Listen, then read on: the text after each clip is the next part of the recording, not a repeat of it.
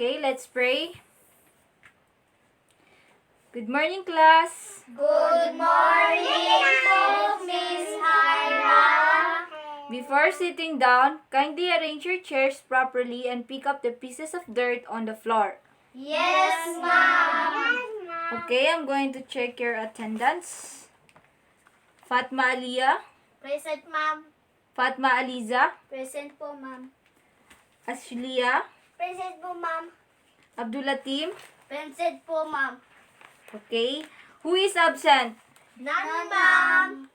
So before we start our lesson for today, I am going to review what was the topic we've tackled last meeting. Anyone? Yes, Aliyah? Stitchery, ma'am. Okay, yes, very good. Who can tell me what is Stitchery about? Yes, Aliza? It's about sewing fabrics, ma'am. Okay, very good, Aliza. So before we start our lesson for today, I am going to show to you a video.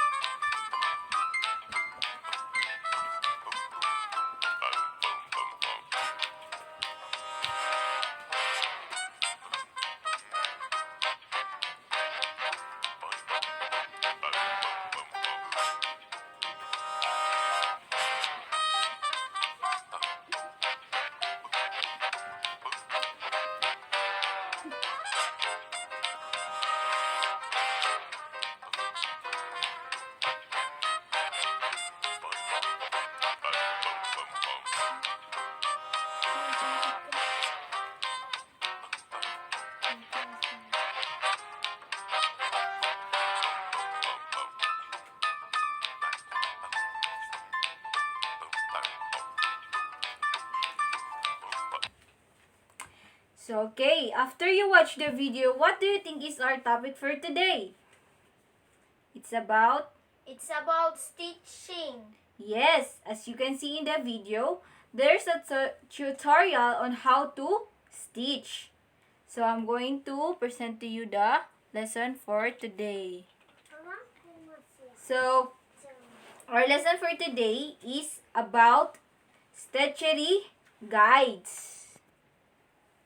So, the objectives of this is to learn and explore different stitches, to know what are the steps on doing stitches.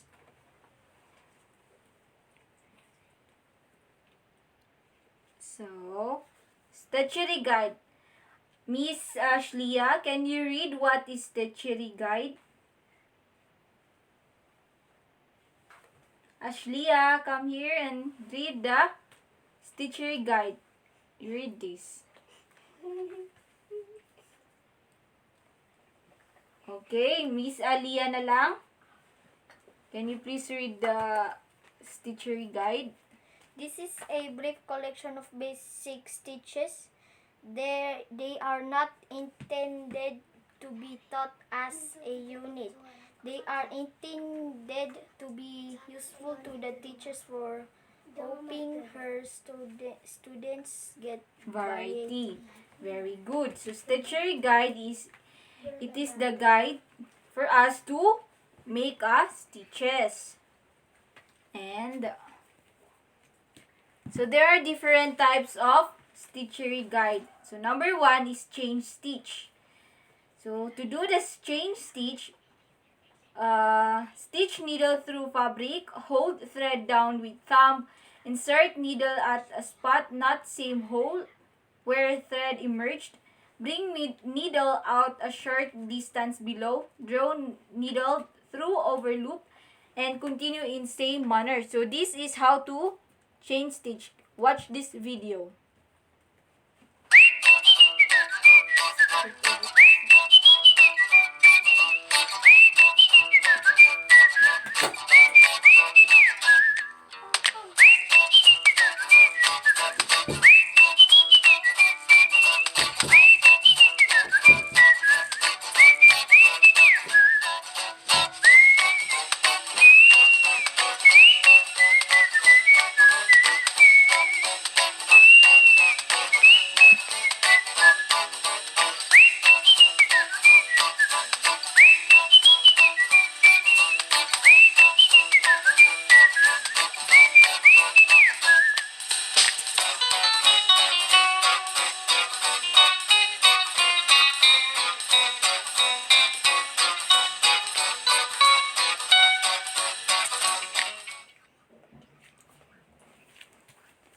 that is how to make a chain stitch.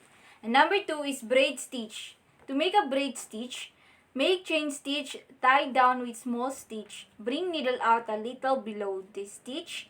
Thread under chain stitch without going through fabric. Insert needle in the fabric where it last emerged and bring out below this point.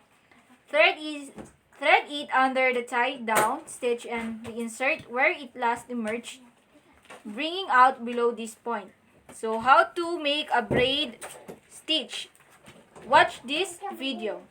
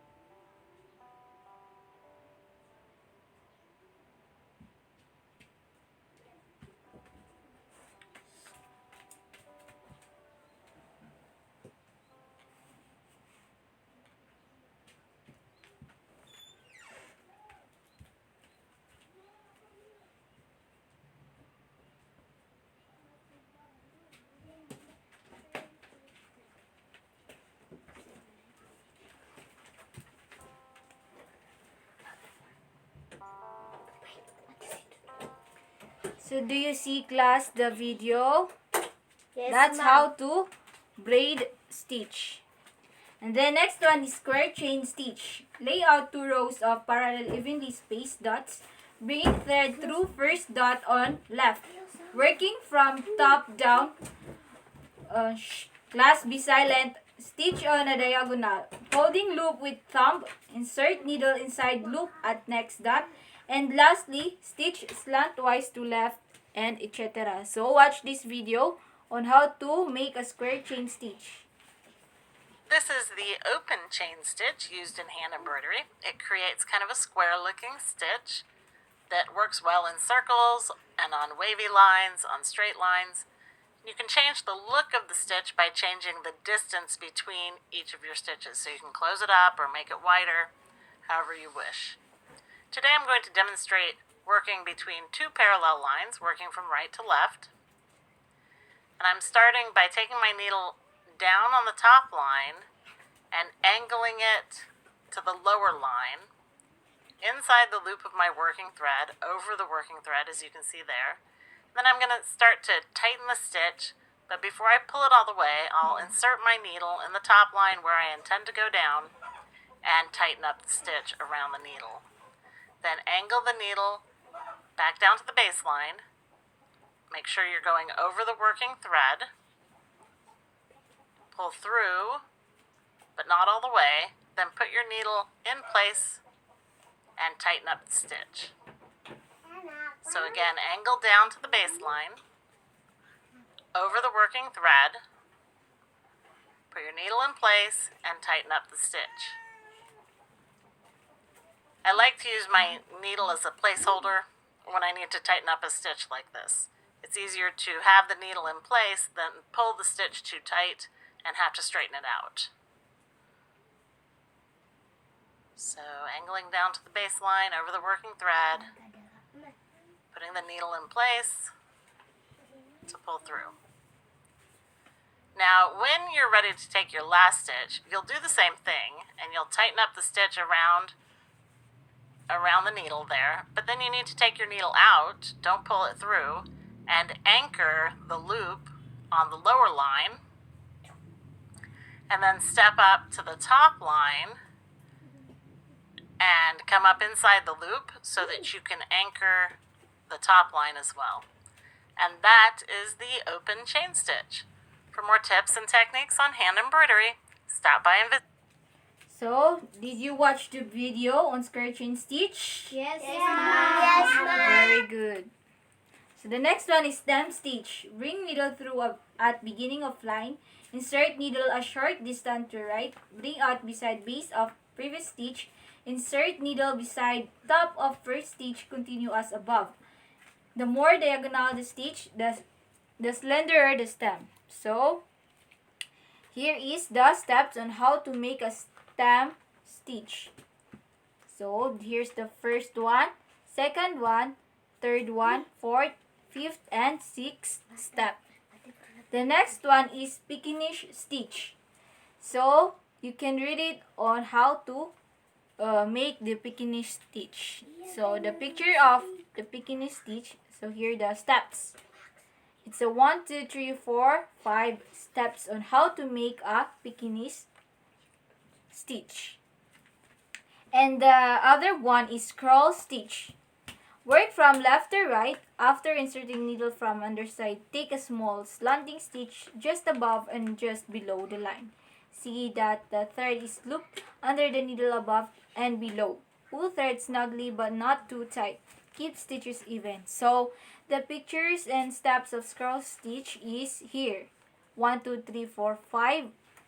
There are five steps on how to make a scroll stitch, as you can see in the picture.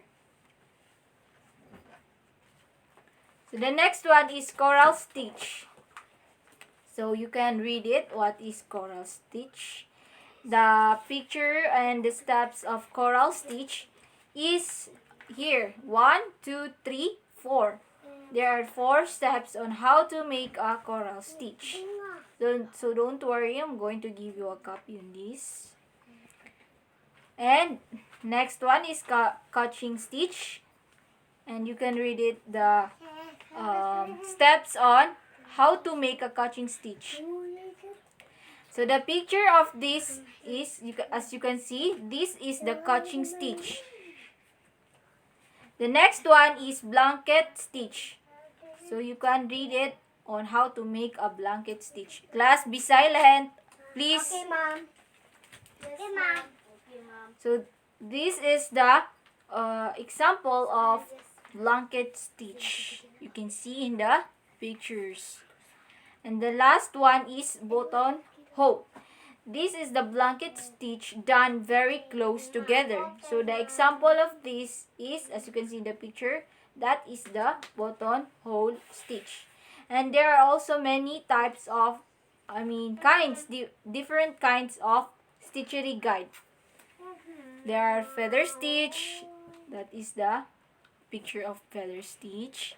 Single feather, so as you can see in the picture. Next, spine stitch. Next, herringbone stitch. Next, cross stitch.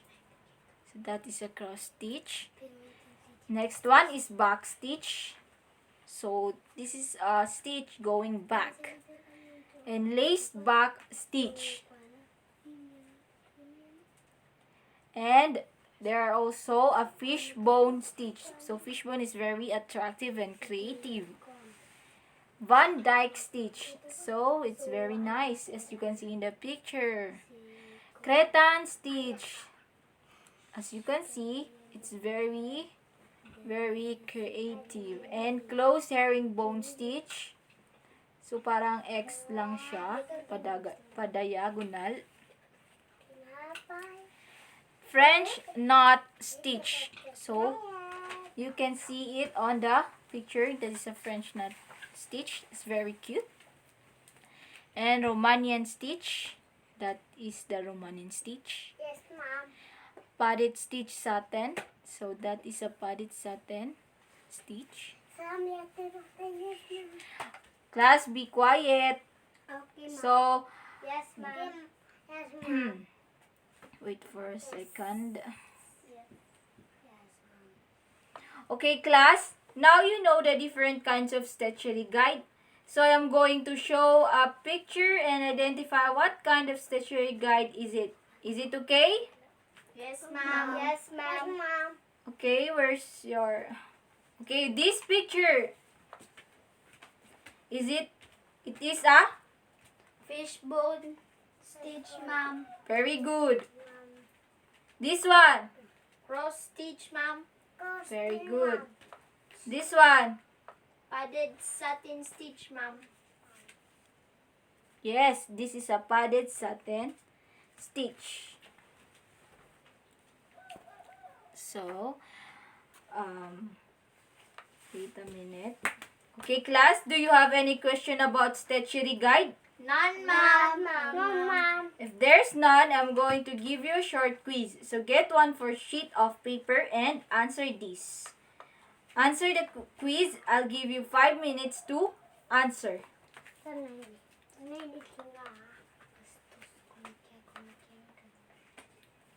So okay, if you're done, kindly pass it to the front.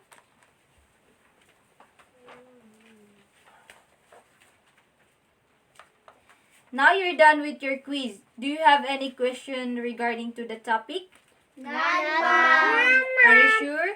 Yes, ma'am. Okay, it seems like you all really understand. So to sum it up, can you tell me what is stitchery guide? Miss Aliza, what is stitchery guide? This is a brief collection of basic stitches. Very good. And can anyone enumerate me the first 10 stitchery guide, Miss Alia? Chain stitch, braid stitch, square chain stitch, stem stitch, Pekingese stitch, scroll stitch, coral stitch, cuffing stitch, blanket stitch, buttonhole stitch. Okay, very good. Good job. Nowadays, we have a lots of different stitchery guide. We use this guide to make a stitch beautiful and creative. So, before we end this, I'm going to give you an assignment. Assignment, make one of the different stitches and be creative. Submitted on next week. So, do you have any further questions? None, ma'am. So, I guess this is a goodbye. Goodbye, class. Goodbye, Miss Hayra. Okay, goodbye. Okay.